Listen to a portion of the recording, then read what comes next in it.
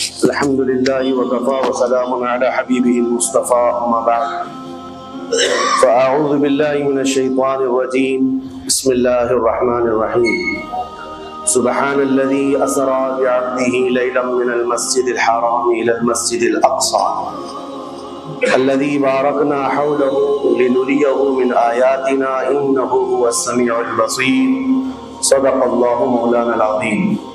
بارگاہ رسالت میں آپ صلی اللہ علیہ وسلم میں درود پاک کا ہدیہ پیش کریں۔ اللهم صل على سيدنا ومولانا محمد معدن الجود والكرم وآله وأصحابه الكرام وابنه الكريم وبارك وسلم صلاة دائمة سرمدا أبدا۔ عزیزان گرامی وقار، جن حالات میں آج ہم جمعہ کی نماز ادا کرنے آئے ہیں، دنیا بھر میں قبلہ اول بیت المقدس کے معاملے کو لے کر ایک عجیب ماحول پیدا ہو چکا ہے۔ دنیا دو دھڑوں میں تبدیل ہے آج، اور یقیناً کیوں نہ اثر کرے کہ میرے آقا صلی اللہ تعالی علیہ وسلم نے ارشاد فرمایا، بیت المقدس جس زمین پر آباد ہے، حضور پاک صلی اللہ علیہ وسلم کے فرمان علی شان کا مفہوم ہے سید البقاع، یعنی زمین کا جو سردار علاقہ ہے وہ بیت المقدس کا علاقہ ہے۔ مسجد اقصی جہاں پر آباد ہے اس کو سید البقاع کہا گیا ہے، اور یہ بھی روایت میں ملتا ہے سید الصخرہ، گنبدوں میں اگر کوئی سردار گنبد ہے تو وہ بیت المقدس کے لیے کہا گیا ہے۔ اور قرآن نے یہ فرمایا الذی بارکنا حولہ، مسجد اقصی کے متعلق فرماتا ہے رب تعالیٰ کہ وہ مسجد اقصی جس کے ارد گرد ہم نے برکتیں رکھی لنریہ من آیاتنا، تاکہ ہم اپنی نشانیاں انہیں دکھائیں۔ تو یہ اللہ تبارک و تعالیٰ کی اس مقدس سرزمین جس کو ارض مقدس کہا گیا ہے، نام ہی میں مقدس موجود ہے، اور یہ آج سے نہیں بلکہ روایت میں ہے خانہ کعبہ کی تعمیر کے فوراً بعد حضرت ابراہیم علیہ السلام نے بیت المقدس کی تعمیر فرمائی، اور ہزاروں انبیاء اکرام علیہ السلام کا وہ قبلہ رہا، اور وہ ان کی مرکز عبادت بھی رہا، اور ایک نہیں تقریباً 30,000 کے قریب انبیاء اکرام علیہ السلام مسجد اقصی کے ارد گرد دفن ہیں، آرام فرمائیں۔ جہاں اللہ کا ایک ولی دفن ہوتا ہے وہ برکت کی جگہ ہے، اور جہاں 30,000 نبی دفن ہو، اور وہ بھی اولو العزم پیغمبر حضرت ابراہیم علیہ السلام، حضرت اسحاق علیہ السلام، حضرت یعقوب علیہ السلام، حضرت موسیٰ علیہ السلام، حضرت زکریا علیہ السلام، یہ سب وہ انبیاء کرام علیہ السلام ہیں جو رسولان اعظام بھی ہیں، شریعت والے ہیں۔ یہ سب بیت المقدس کے ارد گرد ہیں۔ یہاں پر کچھ بھی اثر ہونا پوری دنیا پر بھی اس کا اثر پڑتا ہے، اور آج ہم دیکھ رہے ہیں جو حالات پوری دنیا میں پیدا ہوئے ہیں، اور چاہے وہ یورپ ہو کہ امریکہ ہو، افریقہ ہو کہ رشیا ہو، عرب ممالک ہو کہ ہند ہو، ان سب کو کچھ نہ کچھ کہنے کی آج ضرورت پیش آ رہی ہے۔ کیوں؟ اس لیے کہ وہ ایسا سینٹر ہے، ایسا تقدس ہے وہاں پر جس میں پوری دنیا انوالو ہو ہی جاتی ہے، اور برسوں سے لے کر وہ جنگ کا میدان رہا، اور حضور پاک صلی اللہ تعالیٰ علیہ وسلم نے بیت المقدس کے لیے کیا فرمایا؟ صحابہ نے جب اس زمین کے بارے میں پوچھا تو میرے آقا نے فرمایا وہ حشر و نشر کی جگہ ہے، حشر و نشر کی جگہ ہے، یعنی قیامت کے قریب سارے لوگوں کو ادھر ہی ہانک دیا جائے گا، اور قیامت وہیں آنی ہے۔ حشر و نشر کی جگہ ہے، حضور پاک صلی اللہ تعالیٰ علیہ وسلم نے فرمایا، اور فرماتے ہیں میرے آقا ہو سکے تو تم جا کر اس میں نماز پڑھ لو، اس لیے کہ اس کی ایک نماز دوسری مسجدوں کی 1000 نمازوں سے افضل ہے۔ یہ مسجد اقصی کے متعلق میرے آقا صلی اللہ علیہ وسلم کا فرمان علی شان ہے۔ پھر صحابہ اکرام نے پوچھا کہ اگر کوئی جا نہ سکے میرے آقا بیت المقدس اور نماز پڑھنے کی اس کو استطاعت نہ ہو وہاں جا کر، تو کیا کرے؟ حضور اکرم صلی اللہ علیہ وسلم نے فرمایا کم از کم تیل کا ہدیہ تو بھیج دے تاکہ وہاں چراغ جلانے کے کام آئے۔ یہ حدیث پاک میں ابن ماجہ کی حدیث ہے۔ نبی کریم صلی اللہ تعالی علیہ وسلم کے اس فرمان علی شان کے مطابق میں آج آپ تمامی حضرات سے یہ گفتگو کرنا چاہوں گا کہ میرے عزیزوں، یہ صرف فلسطین اور اسرائیل کا مسئلہ نہیں ہے، یہ اسلام اور کفر کا مسئلہ ہے، اور پوری دنیا کے لیے ہے، پوری دنیا کے لیے۔ اگر وہ حقیقت کی نگاہیں رکھتی ہیں، چاہے وہ کسی بھی قوم سے وابستہ ہو، چاہے وہ کوئی بھی دین اور دھرم سے تعلق رکھتے ہوں، میں ان سے کہتا ہوں اگر اینک تمہارے اوپر جھوٹ کی نہیں پڑی ہے تو آنکھیں کھول کر دیکھ لو ظلم اور بربریت کس جگہ ہے اور حق کے لیے لڑنے والے کون ہیں۔ یہ ہر ایک منصف مزاج آدمی بھی آج پہچان سکتا ہے کہ کون نہتہ مارا جا رہا ہے اور کون سپر پاور طاقت پر کھڑے ہو کر اپنے مظلوم ہونے کا دعویٰ کر رہا ہے۔ ہر دنیا کا انصاف پسند آدمی آج بول سکتا ہے، لیکن یہ دور بھی امتحان کا ہے۔ جتنے کیڑے مکوڑے دل میں بغض و عداوت رکھتے ہیں اسلام کے، وہ ظالموں کے ساتھ کھڑے ہوئے نظر آتے ہیں، آج ظالموں کے ساتھ کھڑے ہوئے نظر آتے ہیں۔ نبی کریم صلی اللہ تعالیٰ علیہ وسلم نے فرمایا مسلمانوں آپ اپنی اوپینین، اپنی رائے کیا رکھتے ہیں یہ بہت امپورٹنٹ ہے۔ دنیا کیا کہتی ہے اس سے مجھے غرض نہیں، تمہارا تعلق تمہارے نبی پاک کے فرامین سے ہے۔ خبردار خبردار، تم کبھی ان ظالموں کی حمایت میں نہ آنا، ورنہ قرآن کہتا ہے وَلَا تَرْكَنُوا، اللہ تعالیٰ فرماتا ہے اس طرف تم توجہ بھی مت کرنا، جھکاؤ بھی مت رکھنا جس طرف ظالم گئے، جس طرف ظالم گئے ہیں اس طرف جھکاؤ بھی مت رکھنا۔ اور آج کہیں ایسا نہ ہو کہ دنیا تمہارے پاس بہت آ گئی، چکا چوند دنیا دیکھ کر جیسے امارات والے ہوئے، متحدہ عرب امارات، دبئی جیسے آج انٹرنیشنل سٹی ان کے پاس مل گئی ہے، پوری دنیا وہاں پر تجارت کرنے لگ گئی، بحرین جیسے کنٹریز، ان کے پاس دنیا کی فراوانی آ گئی، تو آج وہ یہ سمجھنے لگ گئے کہ ہم کو مظلوم اور غریب فلسطینیوں کی مدد میں بات نہیں کرنی چاہیے، جو سپر پاور طاقت ہے اس کے ساتھ کھڑا ہونا چاہیے، کیونکہ ہماری ٹریڈنگ کا مسئلہ ہے، ہماری تجارت کا مسئلہ ہے۔ وہ یہ بھول گئے کہ ان کا اسلام کہاں ہے، ان کے آباء و اجداد کی روایت کہاں ہے۔ لیکن میں آپ سے کہتا ہوں ان کے نقشے پر چل کر کبھی اپنی رائے کو بدل نہ دینا۔ بعض مسلمانوں میں یہ گفتگو پھیلی ہوئی ہے کہ کیا ہم ہی مسلمان ہیں ہندوستان کے، کیا ہم ہی لوگ ہیں جو اپنی رائے بنائیں، وہ بڑے بڑے لوگ ہیں، عرب لوگ ہیں اور بڑے بڑے مشائخ ہیں وہاں پر، ان لوگوں نے رائے الگ بنائی ہے، وہ دنیا کے اور پیسوں کے پجاری بن گئے ہیں، ان کے ہاں نفس غالب آ چکا ہے اور شیطان کا ان کے اوپر غلبہ ہے، وہ حق نہیں دیکھ رہے ہیں۔ میرے عزیزوں کہیں تم اپنی رائے اس طرح بنا لیے تو حدیث کو جھٹلانے والے ہوں گے۔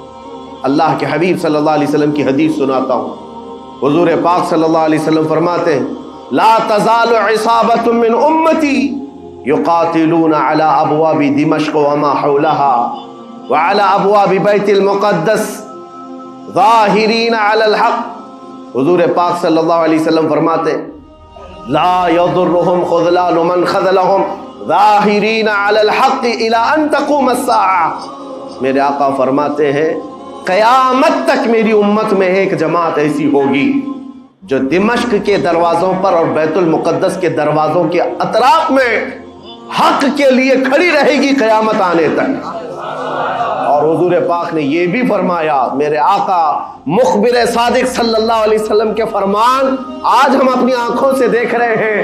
حضور فرماتے لا یضرهم خذلان من خذلهم، میرے آقا فرماتے ہیں دنیا کے بڑے بڑے دھوکہ دینے والوں کا دھوکہ انہیں کچھ اثر نہیں کرے گا، انہیں کوئی نقصان نہیں پہنچائے گا۔ آج بڑے بڑے پیٹروٹ میزائل داغ کر کے اگر وہاں کے علاقوں کو ختم کرنے کا دعویٰ کر رہے ہیں تو مجھے میرے نبی کے فرمان پر یقین ہے یہ کبھی نہیں ہو سکے گا، کبھی نہیں ہو سکے گا۔ کچھ عمارتوں کے گر جانے اور کچھ بچوں کے اور کچھ لوگوں کے قتل ہو جانے کا نام یہ جیت اور فتح نہیں ہے۔ میرے عزیزو آج ہم ان ظالموں کو دیکھ رہے ہیں جن کا دعویٰ تھا کہ دنیا میں ان سے بہتر ڈیفنس طاقت کسی کے پاس نہیں، ان سے بہتر بنکر کسی کے پاس نہیں، ان سے بہتر سائرن بجانے کی طاقت کسی کے پاس نہیں، پوری دنیا کو زہریلے ہتھیار بیچنے والی طاقتیں، آج ہم نے یہ بھی دیکھا ہے کہ صرف محض ایک چھوٹی سی جماعت سے ان کے ہاتھ پیر ڈھیلے نظر آتے ہیں اور ان کے جسموں میں کپ کپی نظر آتی ہے۔ پوری طاقت تمہاری ایک جگہ۔ میں بھی چند دنوں قبل عمرہ میں تھا، جب یہ پڑھ رہا تھا کہ ایک چھوٹی سی جماعت جس کو پوری انٹرنیشنل دنیا مل کر کے آتنکواد گھوشت کرتی ہے، امریکہ ہو، یو کے ہو اور دوسری بہت ساری طاقتیں، وہاں پر فلسطینیوں کی حمایت میں لڑنے والے ان مجاہدین کو یہ آتنکواد کہتے ہیں، ٹیررسٹ کہتے ہیں، جو اپنے چھوٹے سے علاقے کو بچانے کے لیے اپنی جانیں دے رہے ہیں، وہ آتنکواد ہیں، وہ ٹیررسٹ ہیں۔ ان کے پاس کھانے پینے کی چیزیں نہیں رہ گئی، ان کی کرنٹ سپلائی بند کر دی گئی، ان کا پانی بند کر دیا گیا، پھر بھی وہ آتنکواد ہیں۔ میرے عزیزو، یہ دنیا کا دغلا معیار دیکھو آپ۔ رشیا پورے یوکرین کو تباہ کرتا رہا، پورا راکھ میں بدل دیا۔ ان ظالم کتوں کی زبان پر کبھی نہیں آیا کہ رشیا آتنکواد ہے یا رشیا ٹیررسٹ ہے۔ یہ میڈیا میں بھونکتے رہے رشیا اور یوکرین کی وار چل رہی ہے، زمین کا مسئلہ ہے۔ ارے ہزاروں لوگوں کو رشیا راکھ میں بدل کر رکھ چکا ہے، کیوں نہیں بولتے اس کے متعلق؟ کیوں نہیں کہتے کہ وہ آتنکواد ہے؟ اس لیے کہ یہ ظالم دجالی میڈیا جتنے ہیں، انہیں پتا ہے ان کے باپ داداؤں سے بڑی طاقت اس کے پاس موجود ہے۔ طاقتوں کی پوجا کرنا اور بڑی بڑی طاقتوں کو سلام کرنا یہ ان کی فطرت میں داخل ہے، اور ہم الحمدللہ مسلمان ہر وقت یہ فیصلہ رکھتے ہیں کہ جو غریب ہے، جو مظلوم ہے، وہ چاہے ایک سکہ بھی نہ رکھتا ہو، ہم اس کی حمایت میں ہمیشہ کھڑے رہتے ہیں۔ یہ اسلام کی خاصیت ہے۔ ہم طاقت و قوت اور تخت کو دیکھ کر کسی کی حمایت میں نہیں کھڑے ہوتے، بلکہ حق و باطل کو دیکھ کر اگر مظلوم چھوٹی سی جگہ پر بھی ہے تو ہم اس کے ساتھ کھڑے ہیں۔ اسلام میں ہو یا نہ ہو، اگر وہ مظلوم ہے تو اس کی آواز ہم اٹھاتے ہیں۔ عزیزان گرامی وقار، جس کو اپنی طاقتوں پر خوب بھروسہ تھا، میں ایک بات عرض کرتا ہوں، مسلمانوں آج جاگنے کی ضرورت ہے، بیداری کی ضرورت ہے۔ تمہارے دماغوں پر یہ پٹی ڈالی گئی ہے اور یہ بٹھایا گیا ہے، ان کے پاس بہت بڑی بڑی طاقتیں، تمہارے ادھر ادھر کرنے سے کچھ نہیں ہوتا، تمہاری آواز اٹھانے سے کچھ نہیں ہوتا۔ رب تبارک و تعالیٰ نے تمہیں یہ ظاہر کر دیا کہ میں ابھی پڑھ رہا تھا اس چھوٹے سی علاقے میں، غزہ پٹی میں، بڑی بڑی دنیا کی 4 تنظیمیں، خفیہ خبر رساں ایجنسیاں موجود ہیں جو ان کی خفیہ خبریں ہر وقت پہنچاتی ہیں۔ وہ اسرائیل کی بھی ہے، امریکہ کی بھی ہے اور سعودی عرب کی بھی ہے اور ایجپٹ کی بھی ہے۔ 4 بڑے بڑی کنٹریز کی خفیہ ایجنسیاں کام کر رہی ہیں، اور سب کی سب خفیہ خبر رساں ایجنسیاں فیل ہو گئی، ناکام ہو گئی۔ اس کے باوجود اسرائیل کے درندوں کو یہ وحشتناک چیز دیکھنی پڑی۔ دنیا آج اس میں حیرت میں ہے کہ ایسا کیسے ہو گیا، ایسا کیسے فیل ہو گیا، یہ سسٹم کیسے کام نہیں کر سکا، ہمیں پہلے سے اطلاع کیسے نہیں ملی۔ میں قرآن پڑھ کر کے بتاتا ہوں، میرا رب فرماتا ہے وَمَكَرُوا وَمَكَرَ اللَّهُ وَاللَّهُ خَيْرُ الْمَاكِرِينَ۔ کافر منصوبہ بناتے ہیں اور اللہ خفیہ تدبیر کرتا ہے، اور اللہ کی خفیہ تدبیر غالب آتی ہے۔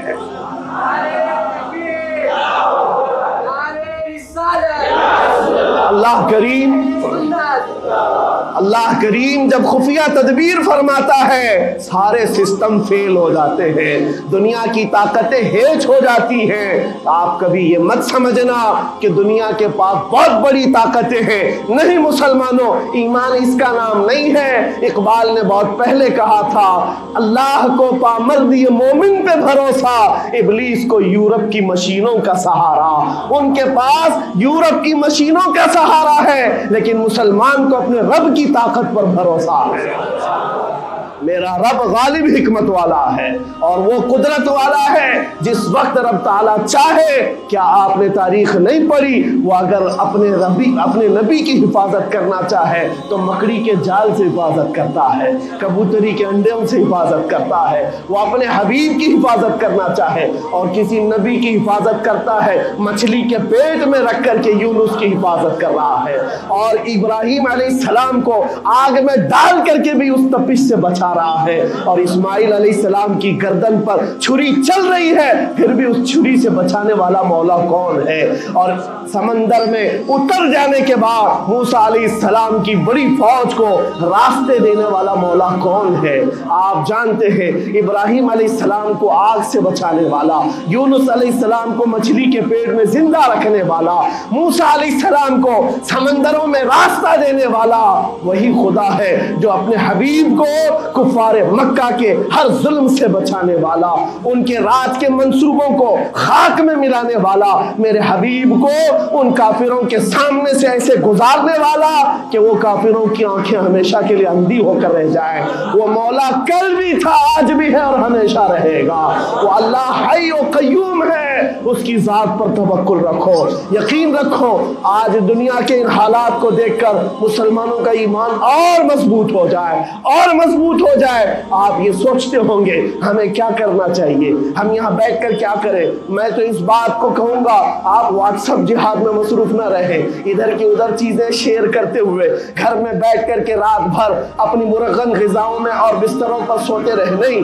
اگر تمہارا دل روتا ہے کسی ایک بچے کی آہ پر تم پہنچ تو نہیں سکتے، لیکن کسی غریب کی ایک درد پر تمہارا دل روتا ہے، اللہ کی بارگاہ میں وہ بھی لکھا جاتا ہے، وہ بھی لکھا جاتا ہے اور تم کو ان کے شریکوں میں شمار کیا جاتا ہے۔ تم اگر رقت کے ساتھ بیٹھ کر کے دعا کرتے ہو، سوچو آج آپ اپنے گھر میں ہیں، تمہارا بیٹا نکلا، جوان بیٹا نکلا، اس کی خبر آئی کہ اچانک اس کی لاش کہیں تڑپتی ہوئی نظر آئی، جیسے خبر سنو گے تمہارا کھانا پینا حرام ہو جاتا ہے، تمہارے گھر بار کا چین و سکون غارت ہو جاتا ہے۔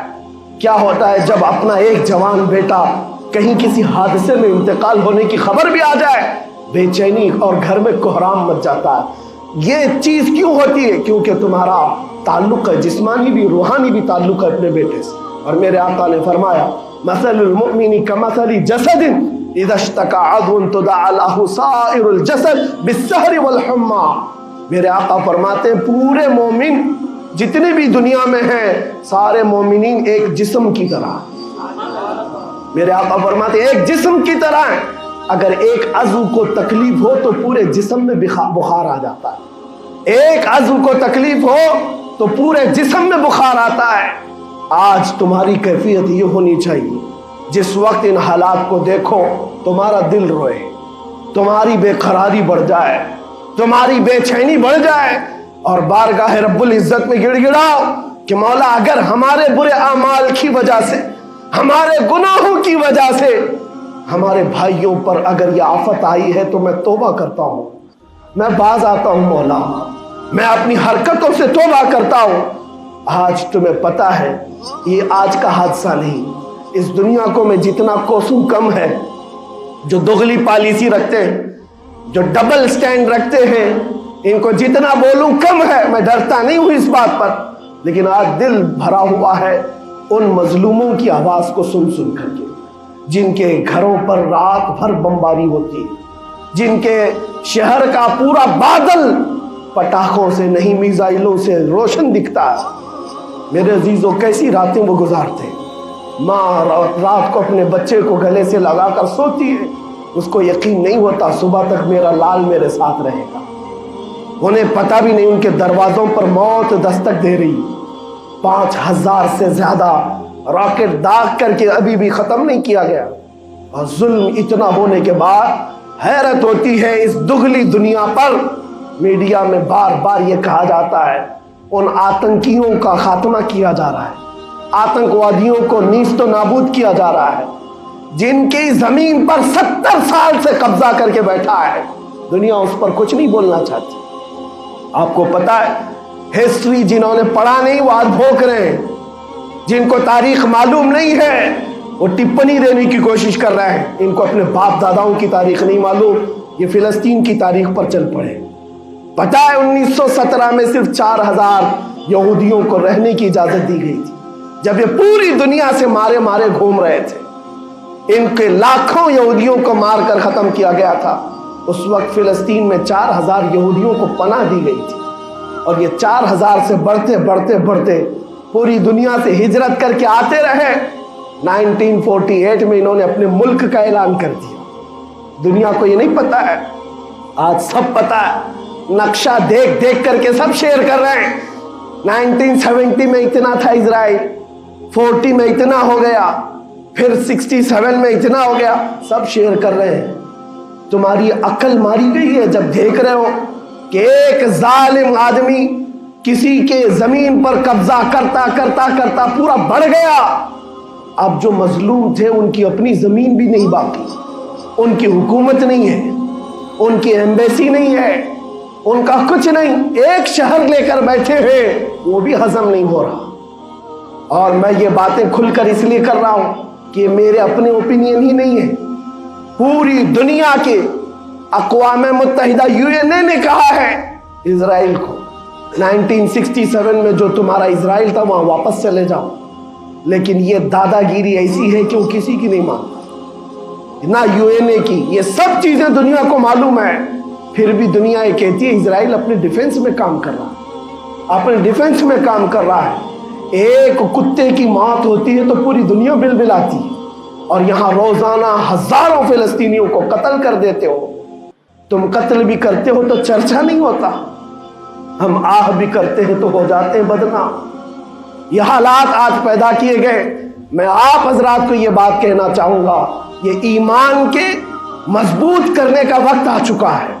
मेरे आका के फरमान पर यकीन करो, अल्लाह की मदद आती है और आकर रहेगी इंशाअल्लाह। और ये हालात आप देख रहे हैं। मैं एक बात और बताकर अपनी गुफ्तगू को समेटता हूँ, कसरत से उनके लिए दुआएं करो, कसरत से दुआएं करो, और अपनी गलत आदतों से बाज आकर अल्लाह की बारगाह में मांगो। जाहिर सी बात है, हराम खाते हो और किसी के लिए दुआ करते हो, कहां दुआएं जाएंगी। अब जो बात रह जाती है ये कुछ दिनों के लिए है, वो भी इम्तिहान दे रहे, हम भी इम्तिहान दे रहे। ये इम्तिहान की घड़ी गुजरने वाली है और क़यामत के करीब मेरे आका का फरमान हक होकर साफ जाहिर होगा, साफ जाहिर होगा, पूरी दुनिया देखेगी। बाज़ रिवायात में है कि हज़रत सुलेमान अलैहिस्सलाम की रिवायतें भी बयान की गई। क्या आपने फरमाया कि यहूदियों की एक रियासत कायम होगी और सिर्फ 50 साल के बाद उनकी रियासत के कायम होकर 50 साल के बाद क़यामत की बड़ी निशानियां सामने आ जाएंगी। अब वो हालात आ गए, चंद सालों की बात है। जितना खून बहाया था वो खून खत्म होगा और खूने शहीदा से सुबह बहारा आएगी, और एक दिन पूरी दुनिया देखेगी जब बैतुल मुक़द्दस पर अल्लाहु अकबर की सदाएं गूंज रही होगी और इमाम मेहदी का ज़ुहूर होगा। इमाम मेहदी आएंगे और पूरी दुनिया में सिर्फ और सिर्फ इस्लामी परचम लहराएगा इंशाअल्लाहुल अज़ीज़। मेरे आका सल्लल्लाहु अलैहि वसल्लम फरमाते, क़यामत के करीब तुम देखोगे हर चीज यहूदियों के खिलाफ होगी, हत्ता के पत्थर भी तुम्हें कहेंगे यहूदी यहाँ छुपा हुआ है, पत्थर भी कहेंगे। और हुजूर ने फरमाया तो ये होकर रहेगा, होकर रहेगा। इसलिए उनकी ताकतों पर न जाओ, उनकी कुव्वतों पर न जाओ। आज जब एक छोटी सी जमात ने तुम्हारे डिफेंस सिस्टम को ललकार कर रख दिया है, वो वक्त भी आएगा जब खुदाए जलालो जबरूत वाले मालिक खुदा को, अल्लाह करीम को, जब ये दिखाना होगा कि अल्लाह ताला ईमान वालों की कैसी मदद करता है, तो वो दिन भी देखोगे जब कीड़े मकोड़े और हशरात की तरह जालिम हुकूमतें फना हो जाएंगी। इंशाअल्लाह वो वक्त आएगा। लेकिन आप तमाम हजरात अपने दिलों में रिक्कत तारी करें, अपने दिलों में उन गरीबों के लिए, उन मजलूमों के लिए दुनिया क्या भोगती है इसकी तरफ न जाओ। कौन क्या कहता है, इन जालिमों को उनके साथ खड़े होने में शर्म नहीं आती। आपको पता है यहाँ हमारे हिंदुस्तान में भी बहुत सारे आज निकले हुए सोशल मीडिया पर जंग कर रहे हैं और इनको लगता है इजराइल के साथ खड़े। आपको पता है इजराइल एक ऐसी यहूदी रियासत है जो पूरी दुनिया के किसी भी धर्म को नहीं मानते। मुसलमानों के भी वैसी दुश्मन, हिंदुओं के भी दुश्मन, ईसाइयों के भी दुश्मन। इनको पता ही नहीं है, इनको लगता है वो हमारा साथी है, मुसलमानों को मार रहा है तो हमारा साथी, जबकि वो साफ انکار کرتے ہیں کہ بتوں کی پوجا کرنے والوں سے ہمارا کوئی رشتہ ہی نہیں، وہ یہودی ہیں۔